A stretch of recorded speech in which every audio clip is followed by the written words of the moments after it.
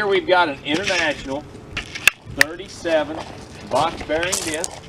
The blades on the front are chewed up and not very good. But I'm gonna point something out to you.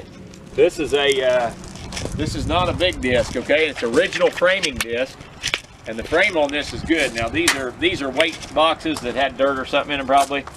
Those can be taken right out, okay? But the scrapers and stuff are in place. This is factory. Hasn't been cut down. This would be a great disc to reblade, and it does have decent blades on the back in places, but they're all kind of jagged.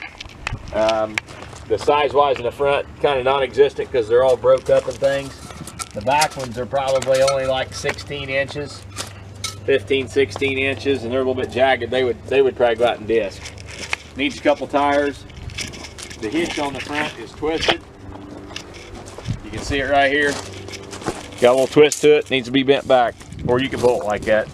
But it is a 37 International wheel disc. They're getting hard enough to find that somebody, if you got the talent, you want to buy some blades, this would be a good, very good framing of a disc to go ahead and just redo. But you're going to buy an Absolute on Tractor House Auction.